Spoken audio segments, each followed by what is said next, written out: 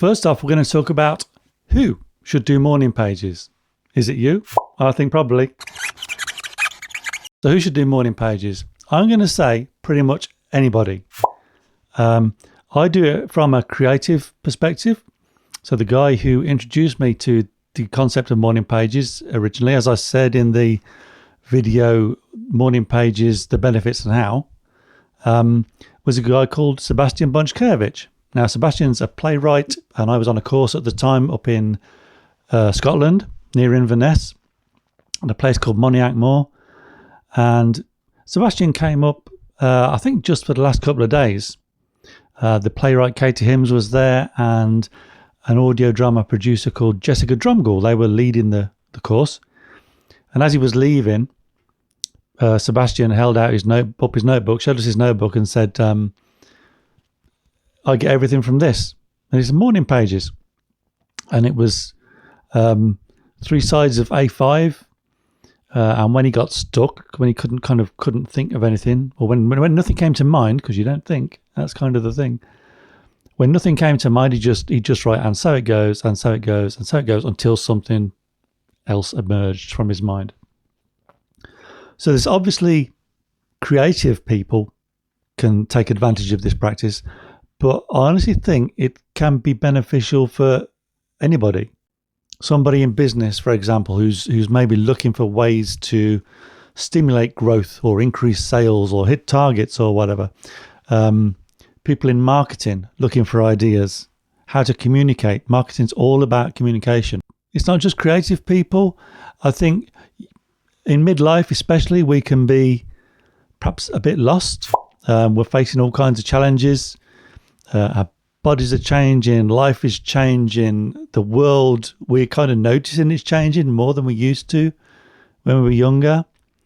Younger people, you might not know where you're going. I mean, this seems to be something that we all experience. I mean, we can be so busy working, rolling our way through life that we don't actually notice. But sometimes when things slow down a little bit, that's when we can feel it's, why are we doing all this? I know I've had that struggle. I would certainly, over the last 18 months, 2 years, perhaps longer, I don't know. And that's almost certainly related to midlife. Is it a crisis? I don't know. I think it's just the way it is. Bob Geldof wrote a book called Is This It? I think we've got a copy here somewhere, my wife's copy.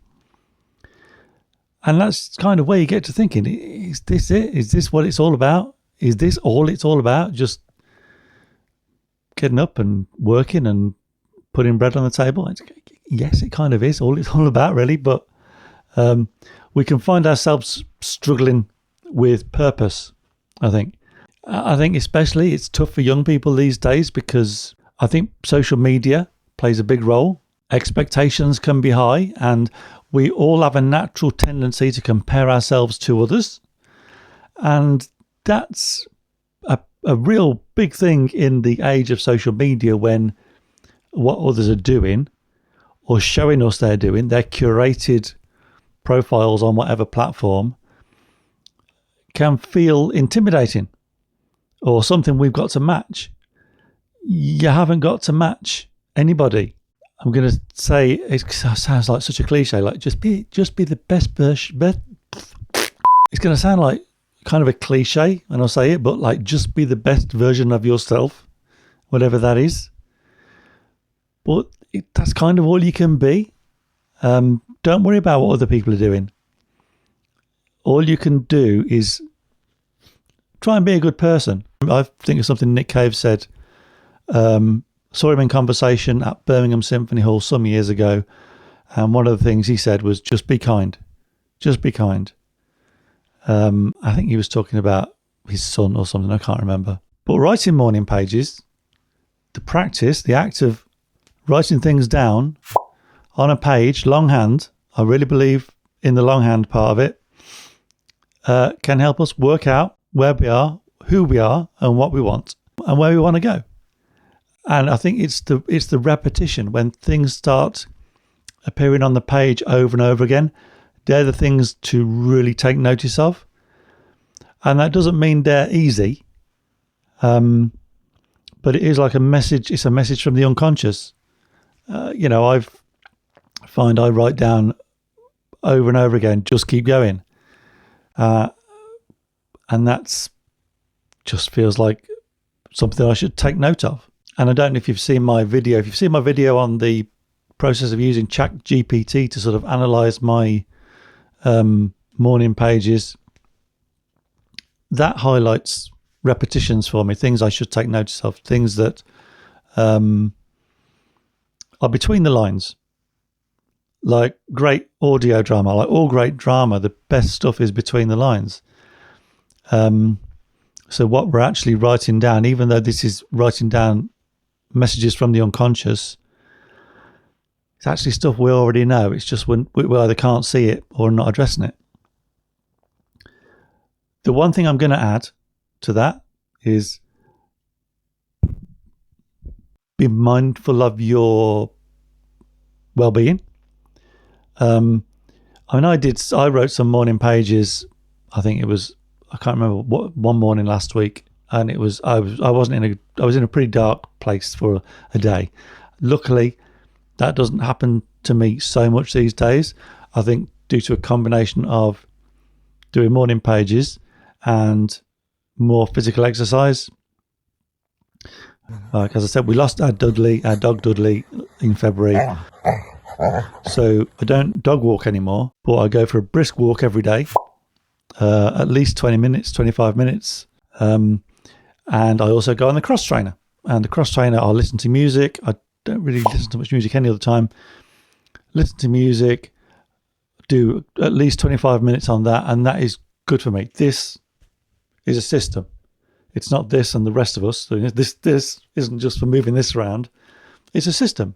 If you look after the whole thing, this will function well. The point I'm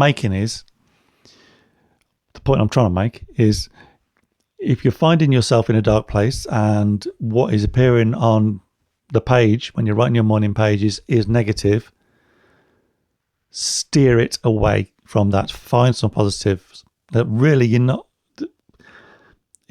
supposed to. Well, there aren't any rules, but you're not. The original concept is you don't steer this. It just comes out of your mind.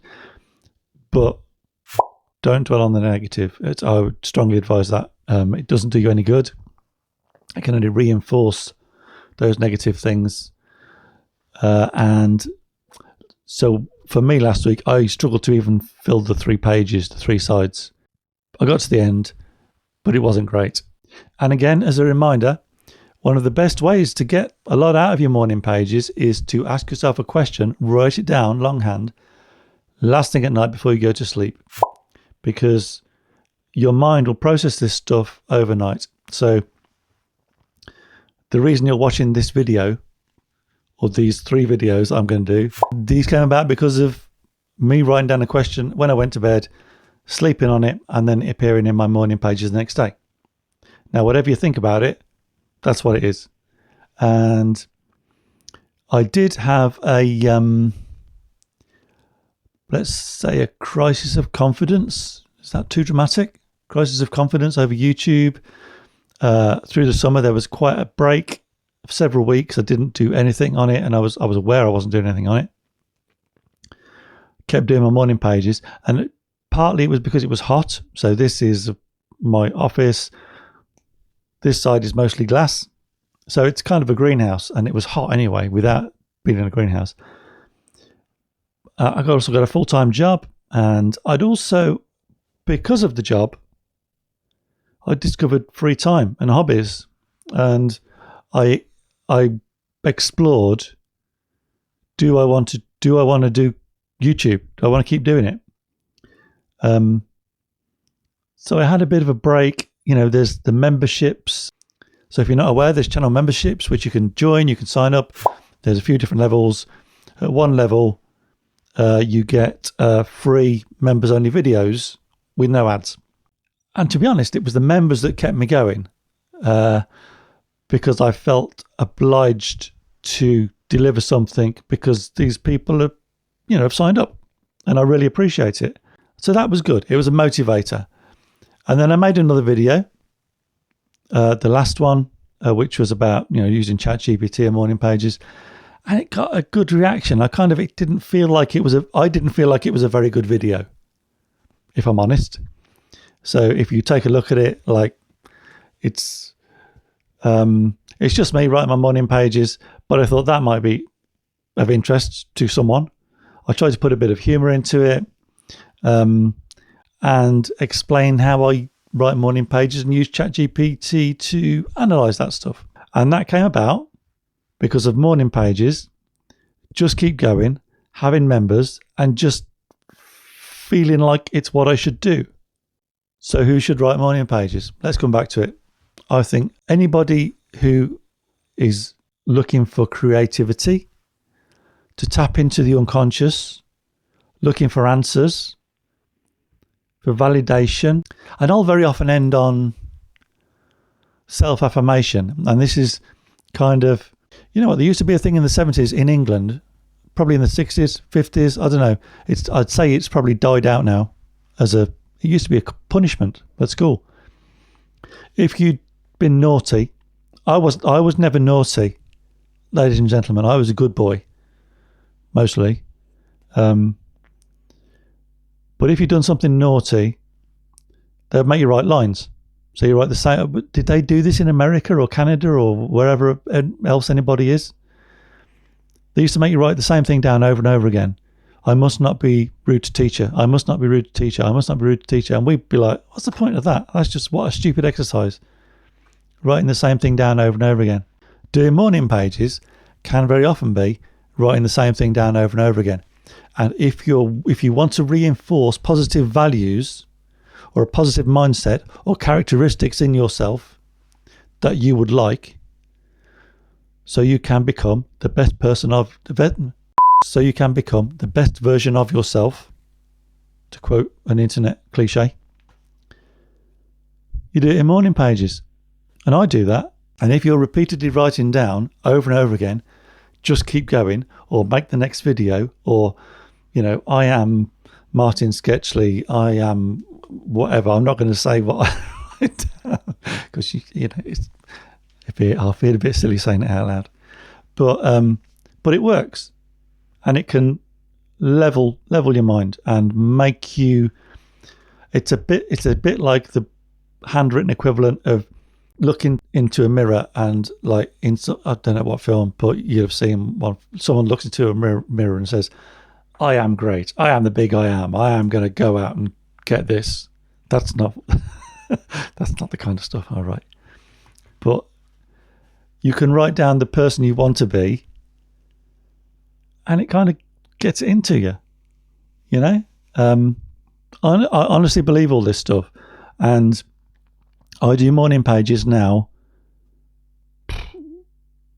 5, 6, sometimes 7 days a week. There's maybe one day I can't do it because I'll go to the office. If I'm going to the office, I leave pretty early in the morning, and it's sort of an hour and somewhat drive. So I don't do it those days. But every other day, pretty much. So who should do morning pages?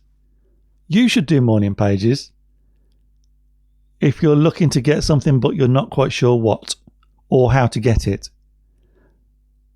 with the caveat that you do it, it's your responsibility. You do it. You don't make any life-changing decisions, like think carefully about stuff. If it appears in these pages, give it consideration, but you're not doing this because you're not doing something because I said so. Your responsibility, but I genuinely believe this can be something for good, and to gain insight into your own mind. And gaining insight into your own mind is a way to find out maybe what you need to address, or what you want, or who you are, who you want to be. And it is going to be different for everybody. There are no hard, fast rules. Do what works for you. So who should write morning pages? You should write morning pages if you want those things. Let me know how you get on.